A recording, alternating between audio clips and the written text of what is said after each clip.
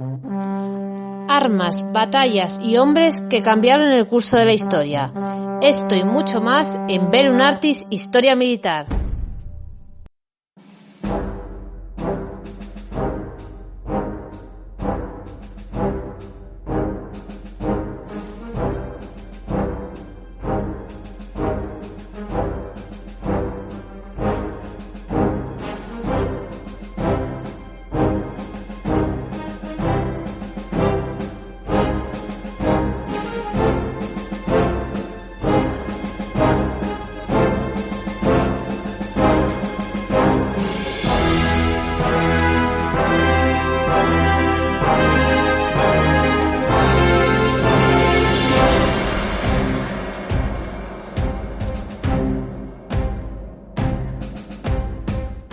Hola, soy Francisco Arcecampa y estas son las historias habladas de Bellum Artis Historia Militar, el lugar de encuentro para vosotros los apasionados de la historia militar. Hoy vamos a hablar de 100 años de la guerra, 100 días de la guerra de Ucrania, y es un programa especial. Está abierto a vosotros para que participéis con vuestras preguntas, dudas, consejos, lo que queráis, en un programa abierto. Como hicimos ya justo el 24 de febrero, a esta hora más o menos, cuando comenzó toda esta operación especial, como la llama Putin, o más bien la invasión de Ucrania, como es el sentido, digamos, común en el lenguaje militar. Pues vamos a hablar todos juntos, la comunidad de Bellum Artis, en la que existen personas de todos los lugares, de todos los países, de todos los pensamientos, y vamos a intentar, entre todos, ir aclarando dudas, hablando. Yo no soy un experto en la guerra de Ucrania, ya lo sabéis, pero llevo muchos programas con gente que sabe mucho y creo haber aprendido algunas cosas. Por lo tanto, la idea es que entre todos participemos, vayamos hablando. Y bueno, 100 años, tienes razón que me confundí. No pasa nada, son 100 días, lo sabemos todos, hombre. La guerra de 100 años no duró exactamente tampoco 100 años. Y los 100 años, no sé, pero va a durar mucho más que 100 días. Eso ya os lo digo yo, porque no es un conflicto que se vaya a acabar en breve, viendo la intensidad de los combates que cada vez se está deteniendo. No hay grandes avances de 1 kilómetro mejor en un día. Eso no lleva a una gran guerra, salvo que exista un elemento que no sepamos ahora mismo. Bueno, vamos a comenzar.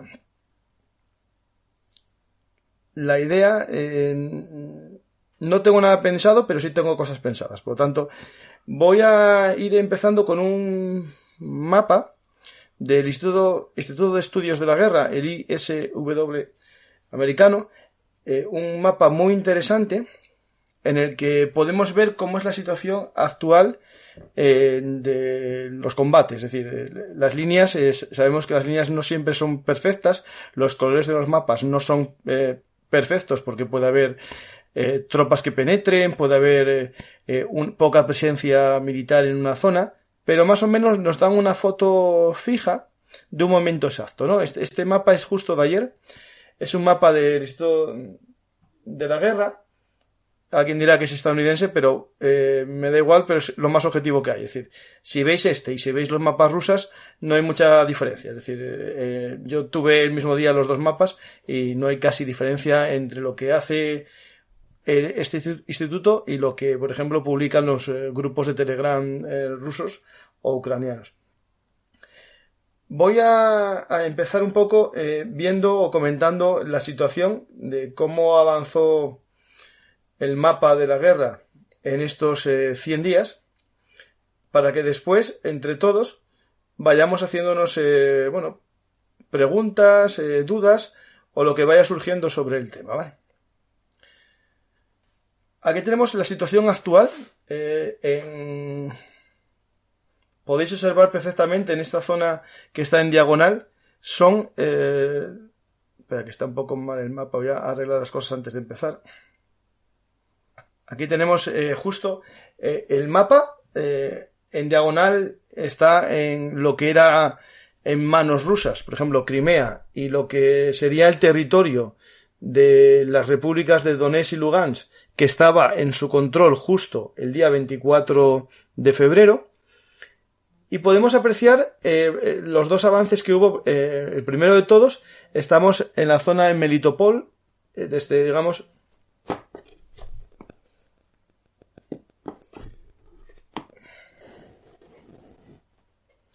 lo que estamos en la zona, el avance principal, bueno, sabéis todos lo que pasó en Kiev, el avance que se hizo desde la zona de aquí, de Chernóbil, esta zona de Chernóbil, que se avanzó con la famosa operación aerotransportada, los combates en Ispir, intento de toma de Hostomel, que sí que hubo una toma temporal, y posteriormente el avance de la columna llevó a la toma de todo el aeródromo de Hostomel.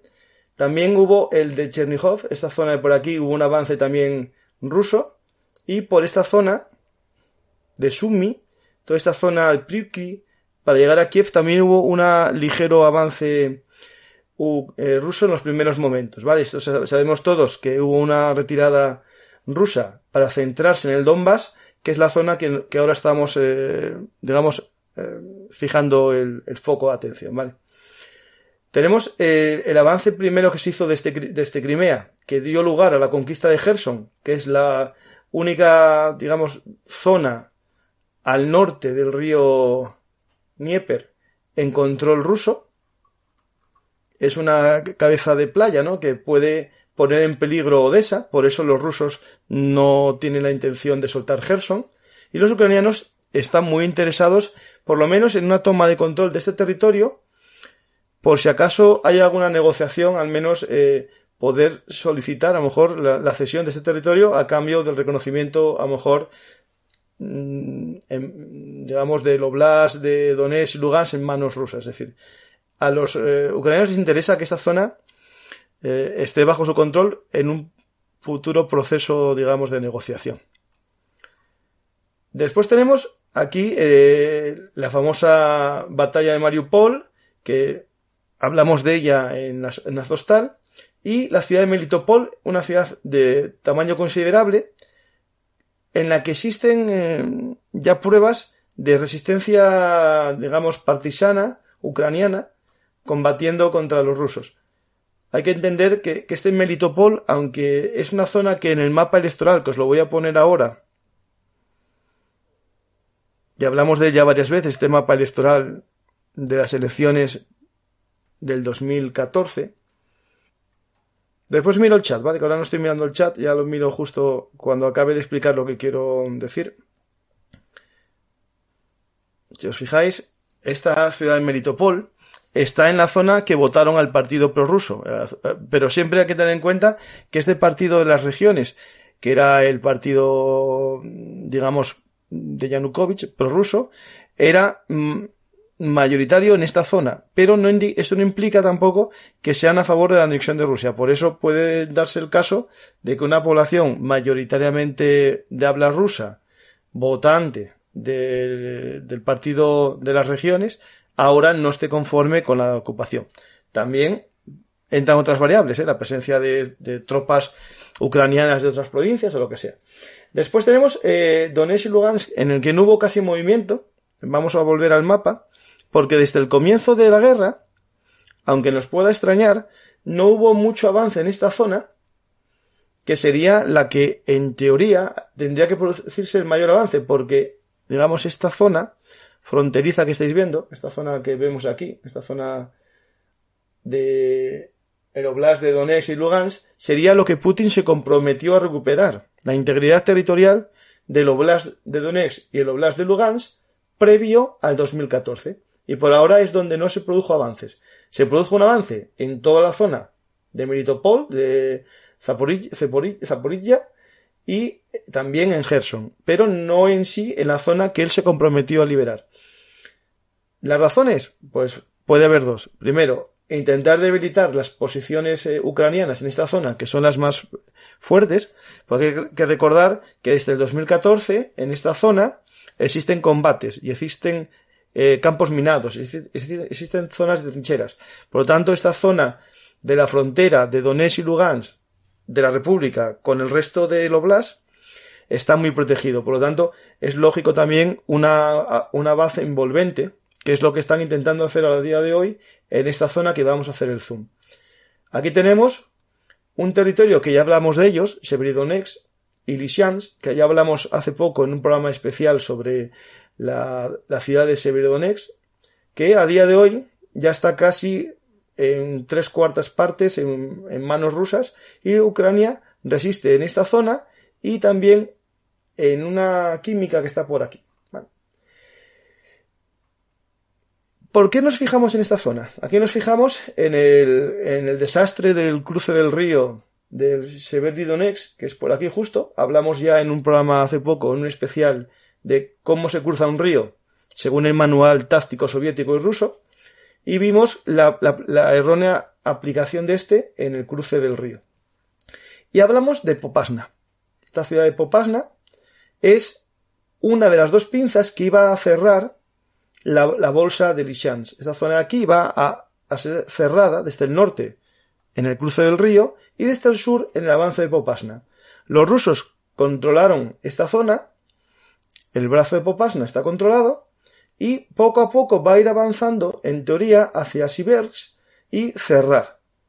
Hay ya noticias de algún avance en la zona norte, en esta zona por aquí de Dobrivna se intentó también, y esto se une un poco también a esta zona Izium, que hay un avance también ruso para ir cerrando esta zona. El problema de esta zona para los rusos y mejor para los ucranianos es la zona boscosa que podéis apreciar. Son zonas muy boscosas, muy proclives a la defensa.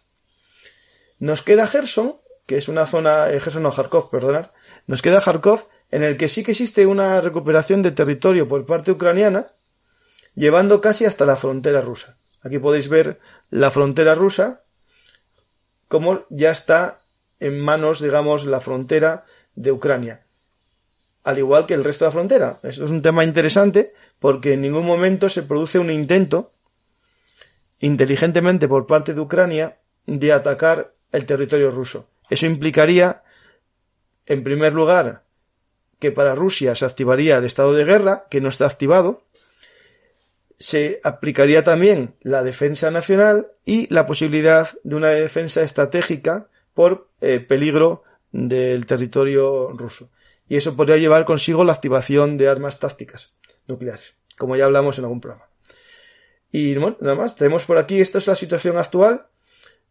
Hay, según el presidente ucraniano, se habla de que el 20% de Ucrania está en control de Rusia. Aquí hay que jugar con cifras también, es decir, ya parte estaba en control previamente. Crimea estaba en control y Donetsk y Lugansk, las repúblicas populares, también. Sí que es cierto que Ucrania perdió una gran parte de su territorio, como podéis apreciar.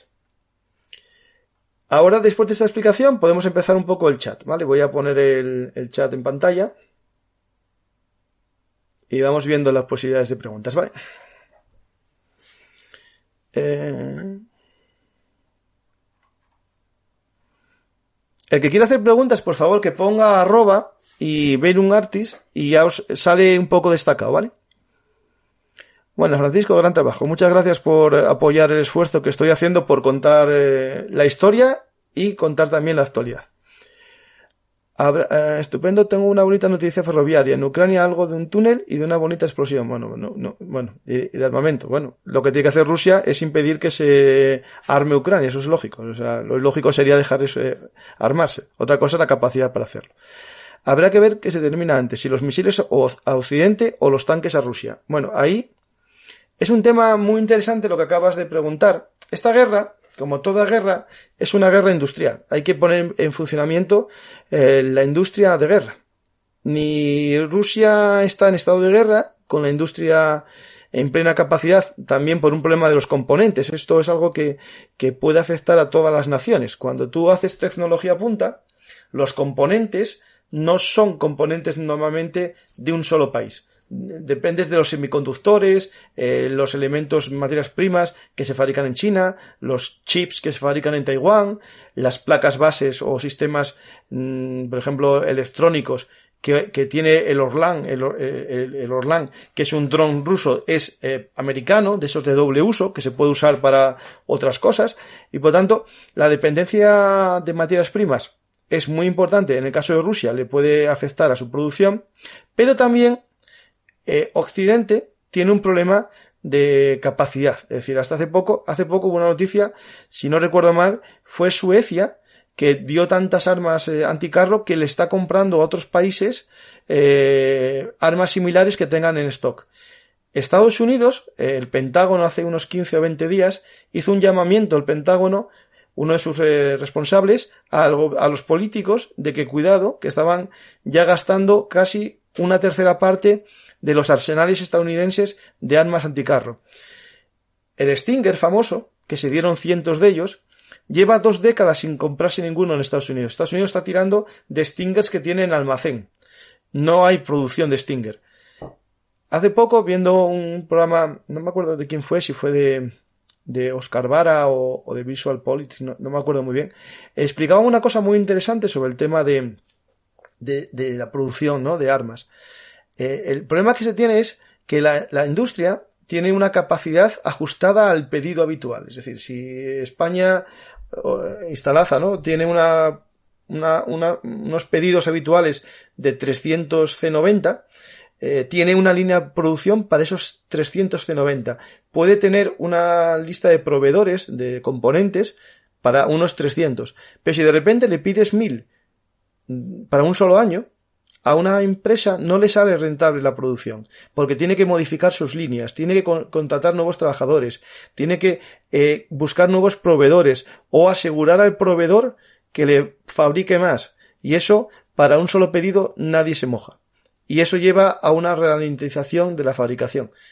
Por mucho que tú quieras, la fábrica que hace, por ejemplo, los Javelin no puede fabricar más porque su producción está diseñada para X piezas. Si implicas más, tienes que asegurarle que la inversión que va a hacer en nueva maquinaria la va a amortizar en 3 o 4 años de pedidos. No en un pedido de ahora que se me ocurre invertir en armas. Es decir, algo que pasa en todo el sistema de fabricación occidental es ese tema. El tamaño que tenga la línea de producción. Y la línea de producción se asegura con pedidos a largo plazo. ¿Vale? No sé si con eso respondo. ¿Quién se va a arruinar antes? Depende todo de la inversión que se haga. Los países occidentales pueden asegurar a su industria de armas un pedido de 5 o 6 años y la empresa va a invertir. Es decir, General Dynamics puede invertir 10 millones de euros en robots de soldadura si le aseguran una inversión que va a durar 20 años. Pero si le dicen que es una inversión solo para 6 meses, no va a hacer esa inversión porque no la amortiza. Yo creo que con eso es interesante. La otra parte, que va a durar más los misiles o los tanques, ahí entra en funcionamiento esa noticia de los T-62 que se activaron, ¿no? A ver, realmente ante una guerra, un tanque es 2 cosas: defensa del que lo lleva y proyección de fuego, ¿no? Un tanque de un T-60, o si nos metemos aquí un Panther, para disparar un cañón sirve igual. Y si las nuevas armas anticarro te dan la misma garantía de supervivencia en un modelo moderno que en un modelo antiguo, para las milicias, para las tropas de segunda, les vale igual cualquier arma del arsenal que tengas. Y eso, Rusia tiene suerte que tiene cientos de carros antiguos en su arsenal, que le pueden dar movilidad, le pueden permitir generar BTGs de refuerzo o unidades con cierto número de carros, pero de segunda, es decir, para consolidar frentes, para asegurar la retaguardia. No son unidades de élite, eso está claro, pero sí que pueden luchar. Por lo tanto, sí que Rusia tiene cierta fuerza en esa capacidad de sacar del almacén, ¿vale? No sé si respondí. Vamos a ir siguiendo. Gon, por favor, no hagas tanto spam, anda. Que nos conocemos de muchos programas. Deja de poner tantas banderitas. Saludos desde México, lo mismo, un saludo. Porque hay que creerse mucho la propaganda putineja, no es una. Entonces, si esos mapas norteamericanos y rusos coinciden, es que los rusos no están engañando. A ver, una cosa es que coincida el mapa. Y otra, el coste de ese mapa. Es decir, yo puedo, imagínate la Blitzkrieg, en un avance ocupó más territorio, con menos número de bajas. Si yo para avanzar 1 kilómetro me mueren 1000 soldados, yo no miento, avancé 1 kilómetro, pero el coste, que es lo que no sabemos, tampoco sabemos del bando ucraniano, es decir, la realidad es que no tenemos cifras de bajas ucranianas, pero que un mapa indique un avance no indica cuánta gente murió en ese avance o cuántos vehículos se perdieron. Eso es lo que no sabemos porque la niebla de la propaganda nos oculta la realidad. Es decir, yo creo que con eso entendemos lo que estamos diciendo. Es decir, no es lo mismo que coincidan los mapas a que coincida el coste del mapa. Mensaje institucional de la Moncloa de Gran Sultán... No, eso no. Sin toma de Kiev o sustitución del gobierno actual por uno prorruso, es decir, la vuelta a Ucrania pre-golpe de Estado, pro-anglo-protestante de Maidan, nada de todo esto tiene sentido. A ver, esto es muy complejo, esta guerra ya, yo creo que hice 2 programas sobre el contexto geopolítico de Ucrania, el de camino a la guerra y el de 3 décadas, ¿no? Desde la caída, digamos, del muro de Berlín hasta la actualidad. El conflicto ucraniano es complejo por todos los lados. No hay que ser maniqueos, lo de buenos y malos tiene cierta realidad, pero todo es más complejo. Hay incluso gente que dice que a Rusia no le viene bien esta guerra porque podía controlar mejor a Ucrania manteniendo las regiones dentro de Ucrania, que eso es lo que el acuerdo famoso de Minsk más o menos establecía una autonomía, pero los habitantes de los oblasts de Donetsk y Lugansk podían votar. Eso le permitiría a Rusia tener un control indirecto del gobierno ucraniano. Una vez que en el 2014 esta región se independiza, pierden voto. Y eso, pierden poder en Ucrania. Eso conllevó, al no tener presencia en el Parlamento, la mayor parte de las regiones prorrusas, Crimea también, implicó la pérdida de poder en el Parlamento ucraniano, perdonad. Y esto llevó a que ya Rusia no apostase por la persistencia de estos oblasts digamos, en la República Ucraniana, y llevase consigo la independencia y lo demás que estuvimos hablando, los famosos proyectos de la Novorossiya, que hicimos un programa explicando un poquitín, que era esta idea de unificar todas las regiones de lengua rusa de Ucrania, ¿vale? Es decir, sí, es muy complejo, no se puede decir que esté en la situación mejor ni peor, está muy distinta. Bueno, sigo. Me voy a tener que ver el vídeo en diferido. ¿La marina ucraniana dejó de existir o les queda algo? A ver, la marina ucraniana nunca fue muy potente, eran poco más que lanchas, ¿no? O sea, patrulleras y una fragata o 2. No tiene mucho porque ya los primeros días se la hundieron, ¿vale? En Odessa hasta hace poco quedaba algo, pero teniendo en cuenta la gran cantidad de minas que hay en el mar, la presencia de los barcos rusos y el espacio aéreo marítimo, por lo menos controlado por Rusia, la presencia del mar no tiene valor, y de hecho lo que puede hacer un cambio, que ya lo comentamos en el programa los misiles navales, es la llegada de los Harpoon a Ucrania. Si los Harpoon llevan a Ucrania junto con los que les queden, que les deben quedar muy pocos Neptuno, sí que puede hacer que el mar, digamos, se vaya liberando. ¿Problema que tiene esto? Los sistemas de los Harpoon y los demás sistemas no diferencian fácilmente un barco de otro. Y si tú empiezas a meter barcos mercantes por una zona y barcos de guerra, puede haber algún problema. Por lo tanto, yo creo que lo usarán ahora, si los usan los Harpoon, para empezar a limpiar la costa de la zona cercana a Odessa. Pero no podemos olvidar la existencia de la famosa isla de las serpientes, este puntito que tenéis aquí, Vile, ¿lo veis? Esta isla, que aunque fue bombardeada, fue machacada por las tropas ucranianas, sigue en manos rusas. Y con esto, y Odessa, la entrada a los puertos, Sebastopol, perdón, Crimea, la entrada al puerto de Odessa es bastante compleja. Por lo tanto, lo que le quede de marina es muy poca. Tened en cuenta también que, por ejemplo, Mariupol era uno de los mayores puertos militares de Ucrania, sede de su infantería de marina, y por lo tanto, la verdad que su marina no tiene mucha fuerza, ¿vale? Vamos a seguir con alguna pregunta.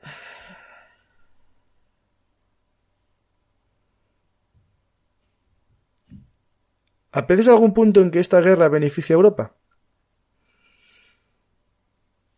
Bueno, a ver, a Europa lo que pudo, digamos, beneficiar como punto, es el que se unió más en materia de defensa. Salvo la excepción húngara, porque tiene unas explicaciones más complejas que el bueno o el malo, sí que se produjo una unificación de la Unión Europea en cuanto a la relación en defensa de Ucrania.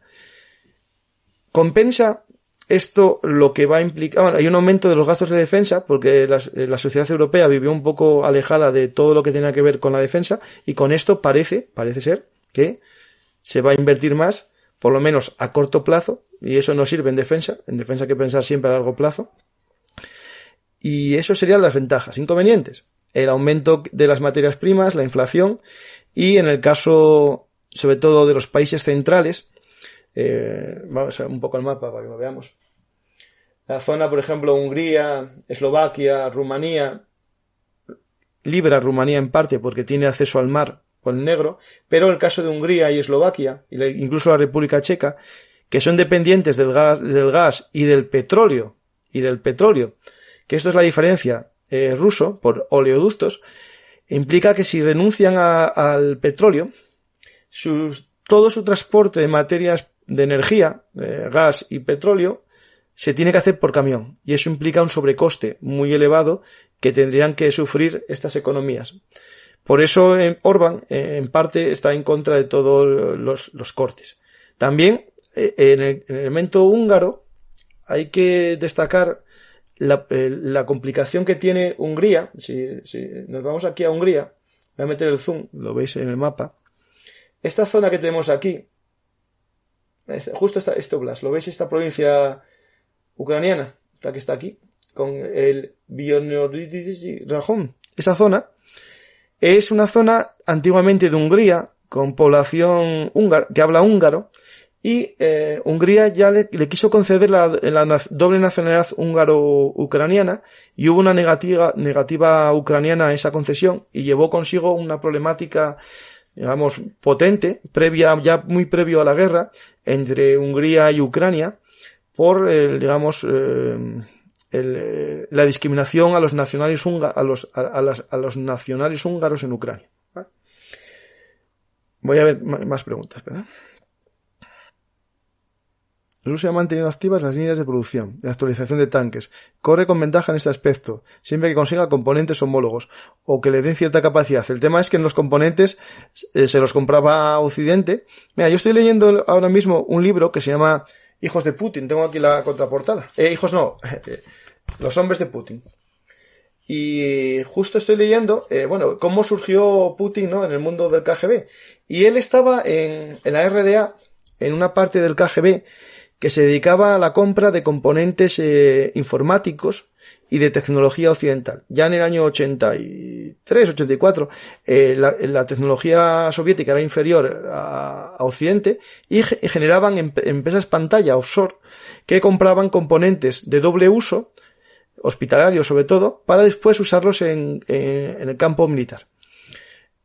Si eso se hacía en el 86 y no hubo una gran mejora en la parte de electrónica, puede que eso siga igual, y sabemos todos que sigue igual, porque muchos componentes de misiles son placas bases de Estados Unidos. De otra cosa, por ejemplo, a mí siempre me viene a la cabeza el tema de la PlayStation, cuando salió la PlayStation 5, que Japón permitía ese componente de exportación, pero Estados Unidos no quería que se exportase un componente porque tenía el doble uso, ¿vale? Podía valer para componentes de misiles. Pues a lo mejor algún misil ruso puede tener una placa base de una PlayStation, porque el sistema de cálculo es parecido.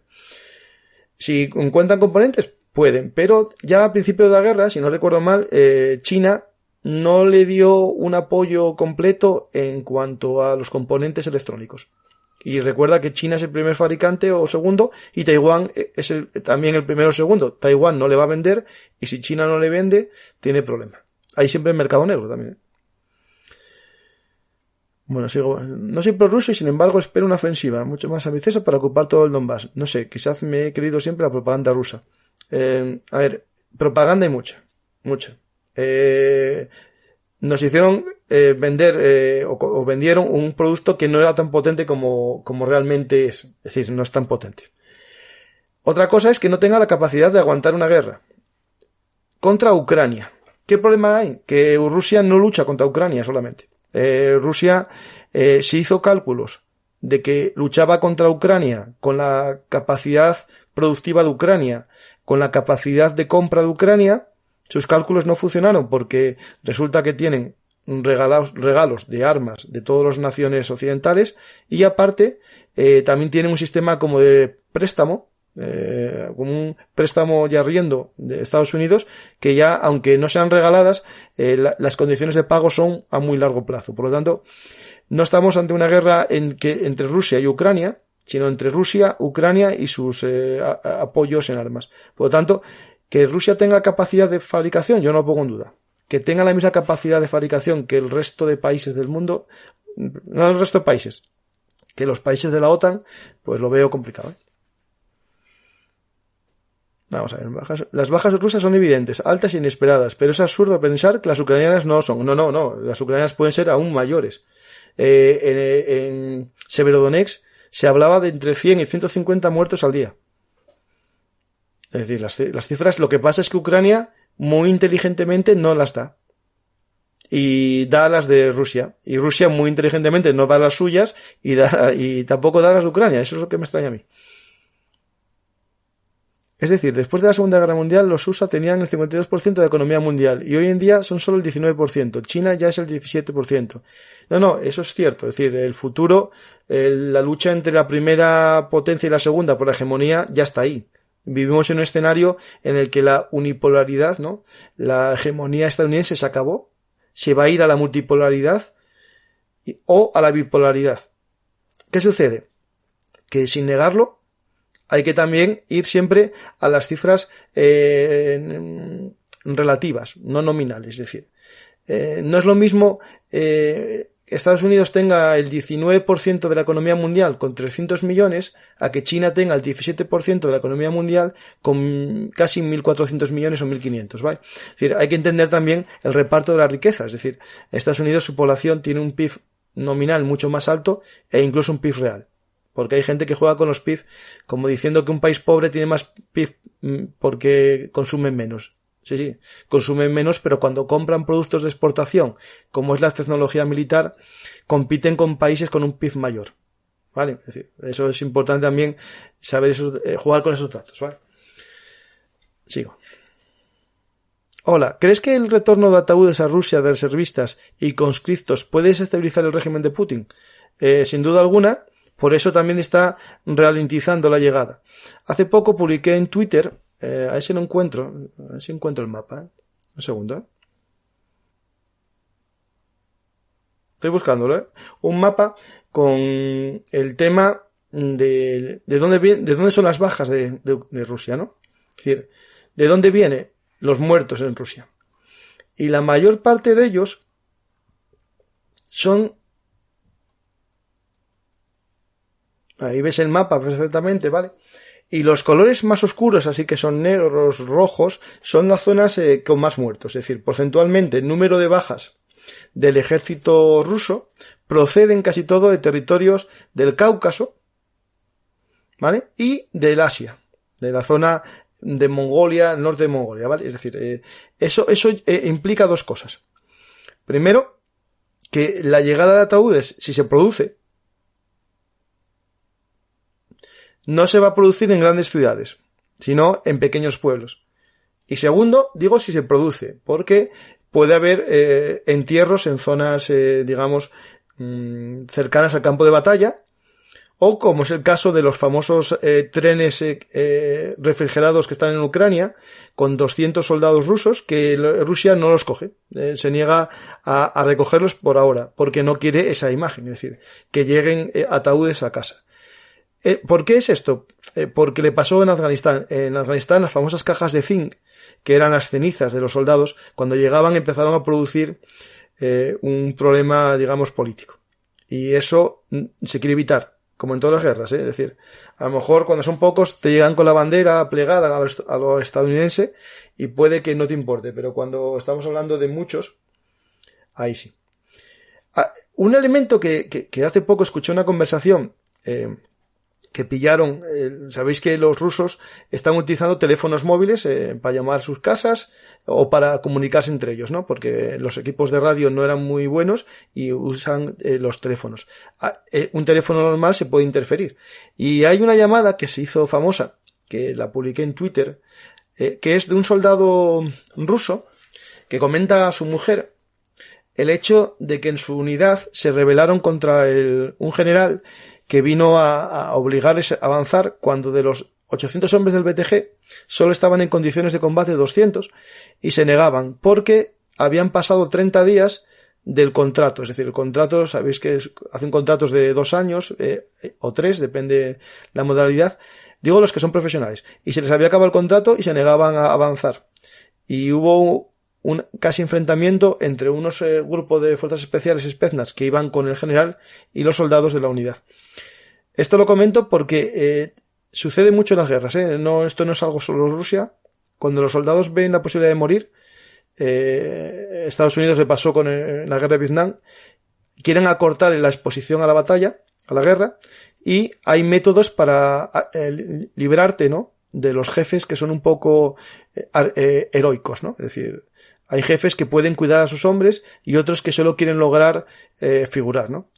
Y eso, hay una figura que es el fragging, que es lanzar una granada a tu superior, o el bounty hunting, que los americanos era que ponían precio a la cabeza de un oficial y entre los soldados hacían una especie de bote y al que matase al oficial le daban ese dinero. Lo que comentan que pasó en Rusia no llegó, pero estuvieron a punto con la granada en la mano para lanzársela porque les hacía avanzar cuando el contrato ya estaba finalizado. Es decir, es un problema que se van a encontrar cada vez que haya soldados que se empiece a acabar los contratos. Es decir, esto pasa en todas las guerras, No es algo solo de Rusia, lo digo ya claramente. También en Ucrania está pasando hay vídeos de soldados de segunda, de guarniciones de estas unidades de la Guardia Nacional o Guardia Territorial, que tienen 50 y pico años, que ya no ven el sentido de la guerra y quieren que se acabe ya e incluso rendirse. Es normal, es decir, no es una crítica ni a los rusos ni a los ucranianos, es algo normal en las guerras. Cuando un soldado ve que no avanza, un soldado ve que la guerra continúa y su vida se usa como un pañuelo por los superiores, pues tienden a esto, a bajar la moral, ¿vale? A ver, si alguien pone arrobas y eso, mejor, Si pone @belungartis lo veo medio. ¿A Ucrania no le quedan T-55 o tanques más antiguos de la era soviética? No, lo sé, los T-55 le quedarán en los arsenales, sí, seguro. Y es lo que digo, para trabajar en segunda línea es tan bueno como un T-70, es decir, lo va a volar igual un Javelin. O sea, un Javelin va a destrozar igual uno que otro, por lo tanto, aunque os parezca duro lo que estoy diciendo, es igual de útil uno que otro. Por comparación, los norteamericanos tuvieron 55.000 muertos en unas tropas con un máximo de 500.000. Esto se refiere a Afganistán. Sí, pero estos lo están teniendo en pocos meses, Es decir, que yo sepa, el último dato de esta comparativa no eran 55.000, eran 20.000, y es que en los 2 primeros meses de guerra, Rusia perdió el mismo número de hombres que Estados Unidos en todo el conflicto de Afganistán. ¿Si te refieres a Vietnam? Sí, eso es otra cosa. Se ve mucho sobre las bajas rusas, pero para cerrar la brecha de Popasna han llamado territoriales de Ucrania, del oeste. ¿Cómo va la Force Pool ucraniana? Tras una movilización general, ¿van a aguantar? A ver, un dato importante es lo que acabas de comentar. Ucrania está con la movilización de todos sus hombres desde el primer día de guerra. Eso implica que sus recursos humanos están ya estirados, a tope. Rusia tiene un potencial humano mucho más alto, pero tiene que activarlo. La semana pasada activó parcialmente. ¿Esto qué implica? Que reservistas pueden ser llamados para que se presenten voluntariamente. Cuando haya una movilización completa de toda la población reservista, se habla, no sé yo, de 70 BTGs más. Bueno, serán 70 BTGs armados con carros antiguos y vehículos antiguos, pero tienen función, sí. Saludos, den like, señores, que de momento es gratis, efectivamente, dar like ahí todos. Soldado. Vale. Soldado cobarde vale para 2 guerras, ¿cierto? Sí. O para la misma guerra. Ahí tenéis que pensar una cosa. Si un soldado se retira, puede combatir en la siguiente batalla. Si muere, ya no combate más. Yo si fuera Ucrania le daba el Donbass y Crimea a Rusia. En la práctica lo tienen. Y luego entra la OTAN. Vale, eso, escucha, Laertes, eso se podía haber hecho antes de la guerra. Para llegar a esa conclusión, Rusia no se hubiese puesto a perder todos los soldados que tiene. Es decir, ahora mismo, aunque parezca raro, Rusia no puede pedir solo eso. Si solo pide eso, ¿para qué arriesgó tantos soldados? Y perdió tantos millones. Bueno, perdió, eso lo hablamos después si quieres. Rusia, eso es lo que pedía al comienzo de la guerra. Y no se le concedió. Y es verdad que Biden hizo una cosa que era decirle a Putin que si solo atacaba a Donetsk y Lugansk, ese territorio, no lo vería del todo mal. El tema es que Putin se vino arriba y atacó toda Ucrania. Ahora, ¿qué pasa? ¿Le va a valer? No. Siendo Putin y Rusia perdiendo lo que perdieron de hombres, de prestigio, van a querer el corredor de Mariupol, es decir, esa franja de territorio del mar de Azov y convertirlo en un lago ruso, lo van a querer. Eso lo van a pedir. Otra cosa es Gerson. A lo mejor Gerson lo pueden usar de elemento de intercambio, porque está al norte del río, es una difícil de consolidar, puede. Pero también os digo una cosa, hay noticias de ayer y antes de ayer que la Duma rusa, hay un partido que no me acuerdo el nombre, que es un partido de la oposición, no es un partido, no es el partido de Putin, que pide que Gerson, Donetsk y Lugansk sean parte de Rusia y se anexionen a Rusia tras una especie de referéndum. Por lo tanto, si hacen eso, ya se complica mucho más la situación. De la prehistoria sabemos mucho, de la Edad Media también, de la contemporánea mucho menos, de la actual no sabemos nada, eso es cierto, porque la niebla de la guerra y la niebla de la propaganda nos oculta todo. Ahí estoy contigo. La clave no son los tanques, es el combustible que mueve los tanques y los rusos están dejando sin gasolina y petróleo a toda Ucrania. Ahí estoy contigo al 92%. Ucrania dependía del diésel sobre todo ucraniano, ruso al 90% de su economía. A día de hoy, Ucrania tiene una carestía de diésel y incluso los tractores tienen limitado el uso del diésel porque está restringido a los tanques y camiones militares. Eso es interesante, esa parte que estás comentando del combustible. Estoy contigo que es un tema muy interesante. Si fueras Ucrania, ¿qué es? ¿Qué gente? ¿Los de Galicia? ¿Los que están cerca de Transnistria? ¿Los de Kiev? ¿Los de Donbass? ¿El don gobierno? No, estoy contigo. Ramzan, Kaidrov. Estoy contigo 100%. Nunca dije, llevo desde enero hablando del conflicto de Ucrania. Hablamos de que iba a empezar el día 23 de febrero. Lo dijimos ya en enero, que iba a empezar el día 23. Nos confundimos, fue el 24. Ucrania no es una Ucrania. No es el gobierno de Kiev. Ese es el tema que hay. Si no, estaríamos en este conflicto con grandes elementos civiles. No es lo mismo un habitante de Galicia, que bueno, ya de Galicia ya están casi todos en Polonia, pero no es lo mismo ni el húngaro de la frontera con Hungría con los que están en Donetsk. Tienes toda la razón del mundo. Ten en cuenta que de Gerson se va a la República de Dniestrovia, se da a Transnistria, ¿no? Sí, será Transnistria, ¿no? Sí. No sé, esa Dniestrovia no sé cuál es. Será Transnistria, ¿no? Hola, pregunta. ¿Termina la guerra para sacarle todas las sanciones a Rusia? ¿Qué tendría que hacer? A ver, las sanciones se van a ir cayendo por el peso.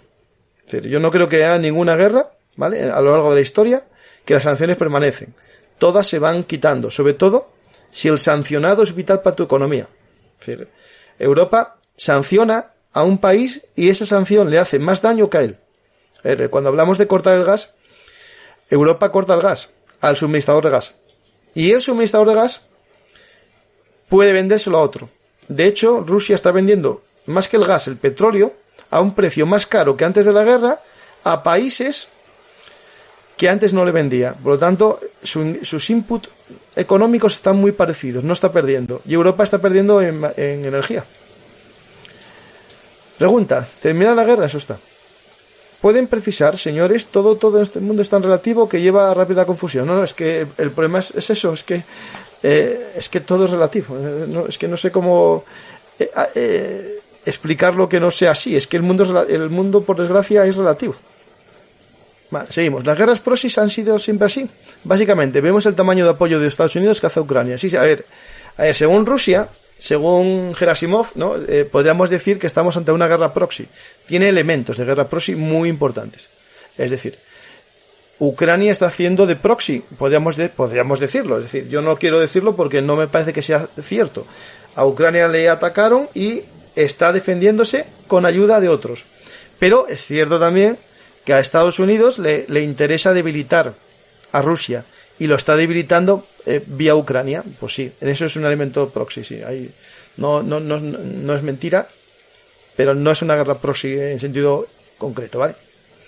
¿Crees que Estados Unidos envíe tanques más modernos y aviones F-16? A ver, en el programa que hicimos sobre la guerra aérea sobre Ucrania, hablamos de que ya es complejo un piloto entrenado en un MiG-29 ucraniano coger un MiG-29 polaco porque la avionica, todo el sistema de electrónica, de mandos, se cambió. Realmente no se parece nada en los cuadros de mando del MiG-29 ucraniano al MiG-29 polaco. Ya no te digo yo que sueltes a una persona un F-16. Tendría que estar un año entero para no ser un kamikaze. Es decir, no es un avión que sea de un solo uso. Tienes que saber manejarlo y eso es mínimo un año, ¿vale? Espera, ¿eh? Es que para hablar y no decir nada o solo ambigüedades es mejor permanecer callado. No sé si eso va por mí, ¿eh? No sé.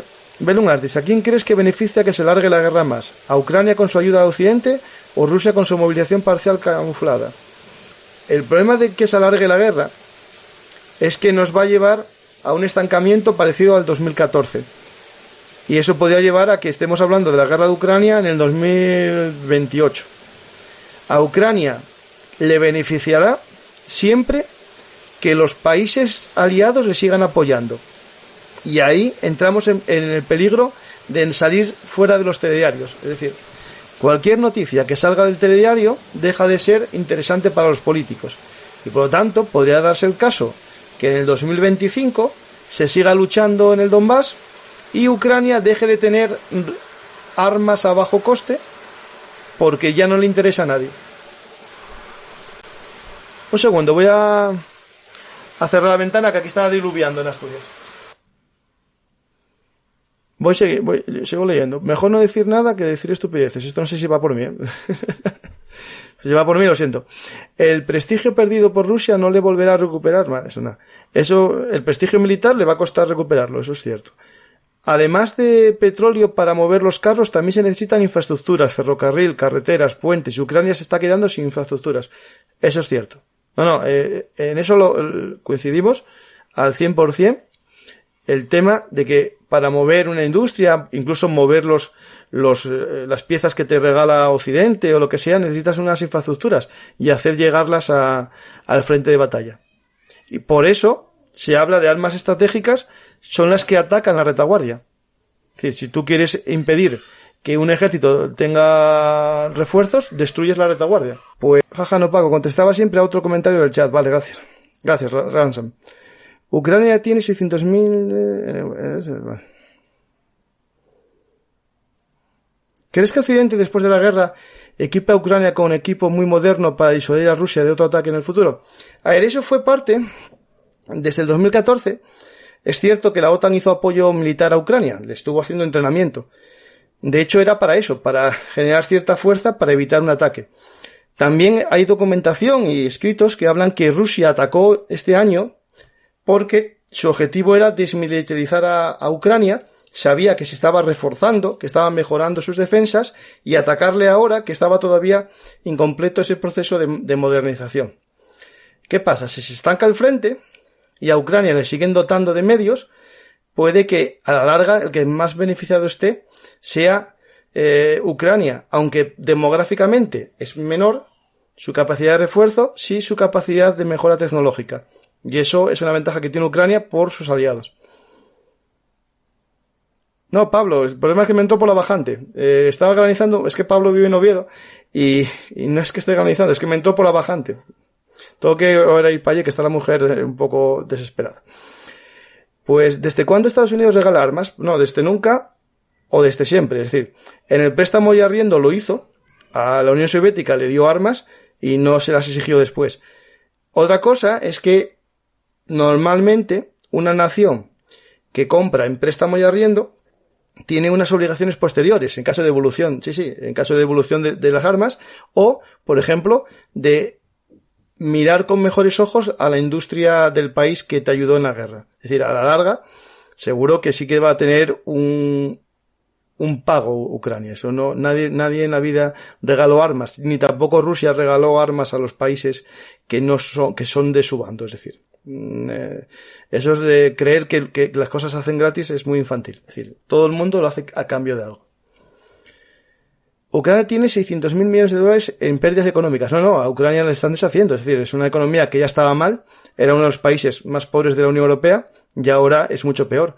De hecho, si entra en la Unión Europea de forma extraordinaria, la inversión que se va a tener que hacer es muy grande, pero para Ucrania puede ser también un motor económico, la reconstrucción.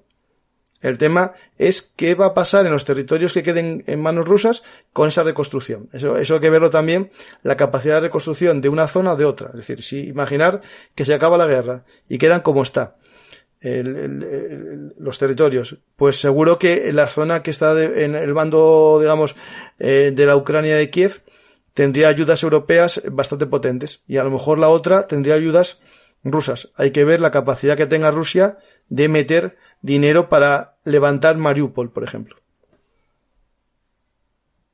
No, Alonso, lo que llovió hoy fue más de lo normal. Esto es mucho lo que llovió. En Asturias suele orvallar, no caer lo que está cayendo hoy.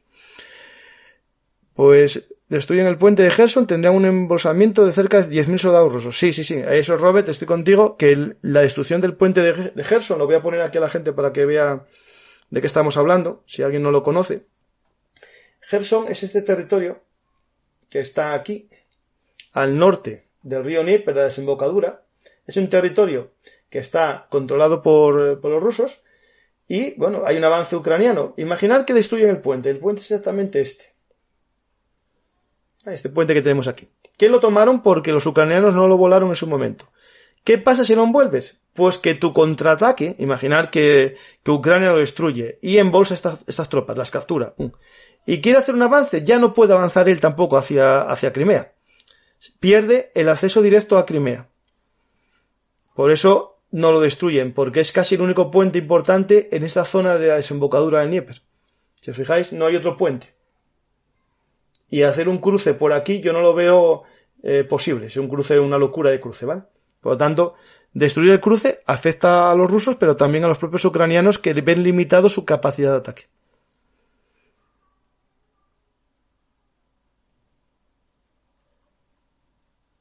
Si los ucranianos se destruyen el puente, eso está.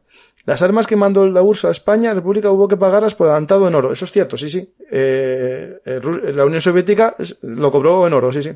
Pero Estados Unidos lo cobra en ayudas internacionales. Es decir, al final, por ejemplo, cuando hizo el Plan Marshall, la obligación era que el trigo que se comprase se transportase en barcos americanos. Al final potenció la marina mercante estadounidense. El de Odessa, sí, pero ese es un puente ferroviario muy pequeñito, este que está aquí.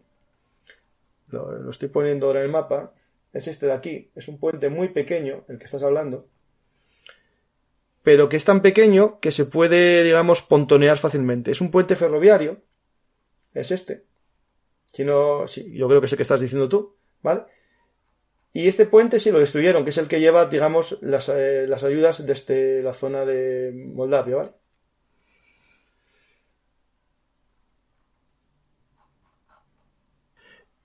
Voy a ir finalizando el chat porque me era una hora y con el problema que tengo ahora en casa, lo siento, ¿vale?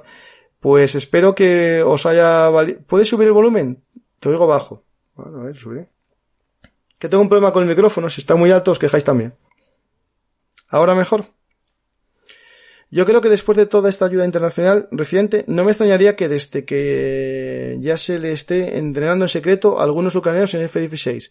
Vale, a ver, esto para post-war, sí, puede ser, sí.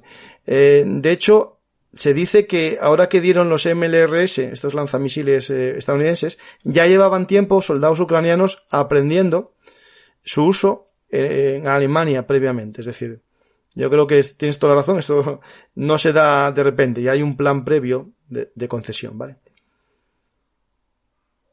Vale, perfecto. Pues si tenéis alguna pregunta más, si no, mi idea era un programa de 1 hora, y yo creo que preguntas interesantes hubo. Yo no tengo una bola de cristal, pero sí creo que esta guerra se va a estancar. Va a haber el embolsamiento de Lugansk, se estancará durante un tiempo, y puede que a final de verano o por ahí se produzca una ofensiva. Es cierto que cuanto más tiempo pase, Ucrania va a ser capaz de crear una mayor fuerza combativa eso sí, con un lío logístico, ¿vale? Ese lío logístico se debe a que tiene vehículos de todo tipo y armas de todo tipo. Pero puede generar cierta capacidad ofensiva, pequeña a escala, en algún punto concreto. Pero no va a haber una caída del frente, yo creo que en tiempo, ¿eh? Vale. Ya entraron en combate los Caesar. ¿Cómo han sido su desempeño? Los Caesar franceses, yo vi imágenes de vídeo disparando piezas artilleras Caesar, ¿vale? Yo creo que bien. El Caesar es uno de los mejores sistemas artilleros autopropulsados. Por lo tanto, yo creo que muy bien. Yo ya vi a los drones estos kamikaze funcionando, lanzándolos. Por lo tanto, ya están combatiendo con muchas cosas. Los howitzer americanos también. Es decir, lo que va a entrar ahora es una guerra en la que la artillería va a tomar el control. De hecho, las primeras fases del combate fue esas columnas blindadas rusas avanzando en solitario, y ahora, al parecer, según todos los expertos, hay fuego artillero, y una vez machacada la posición ya entraría la infantería. ¿Vale? Pues espero que os haya gustado este especial. Puede que haga algún día alguno más así, yo solo con vosotros, y lo siento que tengo este problema doméstico. ¿Vale? Pues nada, espero que os haya gustado. Que dejéis ahí los almatas rusos, ni están ni los verás, ¿vale? No puede poner en prestigio sus mejores piezas, que se hablan de unos 10 o 15, no mucho más. Hay gente que habla de 30. No van a poner en peligro su buque estrella. De hecho, los famosos Terminator, que hay unos 10, 9 me parece, ya hay imágenes de que uno está destruido, por lo tanto, ya le quedan 8. No puede poner en peligro, digamos, lo que le queda de prestigio armamentístico.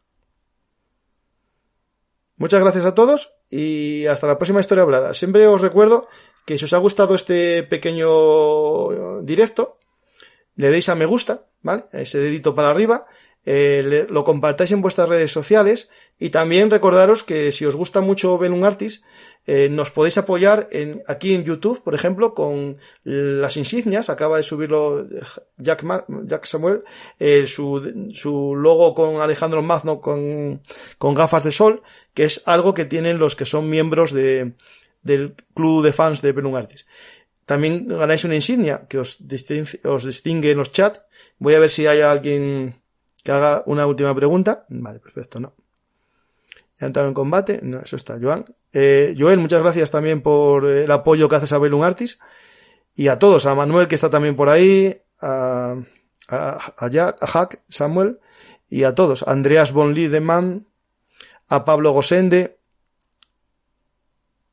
a Gloria, que no está, a todos que sois los fans, digamos, que apoyáis día a día al canal con una aportación de €1 al mes, que me ayuda a seguir contando historias. También a los que estáis en Patreon. Muchas gracias a todos, también a los que dejasteis de apoyarme. Me gustaría saber el motivo, puede ser solo económico, pero hay unas personas que dejaron de apoyar, y solo quiero decirles que gracias por haber confiado en Bellum Artis y haberme apoyado, y ahora que estamos en el candelero a diario, sigáis escuchándonos, dando a me gusta y compartiendo en vuestras redes sociales. Y nada más, os dejo. Y espero que en los comentarios hagáis preguntas que puedan generar debate. Y sigamos haciendo algún directo esto de vez en cuando por las tardes. No puedo todas las noches porque ya no me da la vida y tengo que descansar y tener vida, digamos, de series, de televisión, sofá, como todas las familias. Y voy a intentar hacer más programas por la tarde, en este horario de 6 de la tarde, que creo que es también interesante para la gente, y para vosotros y para mí. Muchas gracias. La verdad que no tengo nada más que agradeceros todo lo que hacéis por Bellum Artis, con los comentarios, la gente que es asidua, habitual, con los apoyos. Gracias. La verdad, si queréis también apoyarnos, hay unas camisetas que están a la venta aquí en YouTube, que se ven abajo, que podéis vestir orgullosos en verano, los colores de Bellum Artis, el logo, y nada más. Ya no os mareo más. y hasta la próxima historia hablada.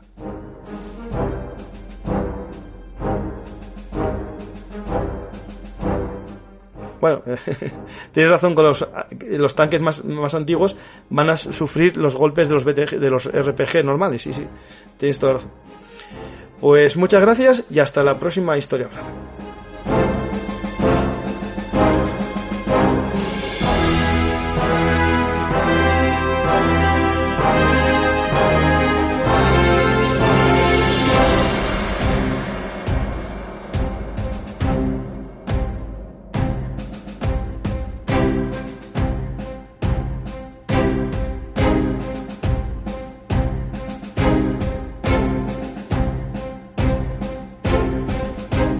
Hola amantes de la historia militar, ahora nos podéis apoyar directamente en iVoox. Si sois fans de Bellum Artis Historia Militar, podéis apoyar nuestro proyecto y beneficiaros de la escucha anticipada de los programas exclusivos para podcast. También nos podéis invitar a un café en nuestro sistema de micromecenazgo en patreon.com/bellumart.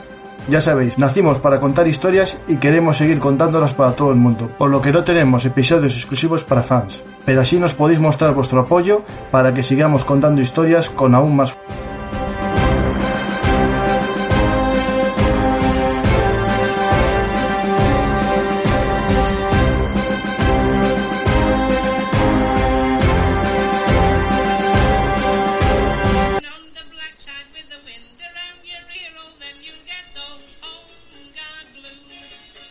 Ya sabéis, Bellum Artis, historia militar, es historia hablada. Estamos como siempre en todas las redes sociales, pero recordar, ahora nuestra dirección es bellumartishistoriamilitar.blogspot.com. No os olvidéis, Bellum Artis es el blog de la historia militar. Muchas gracias.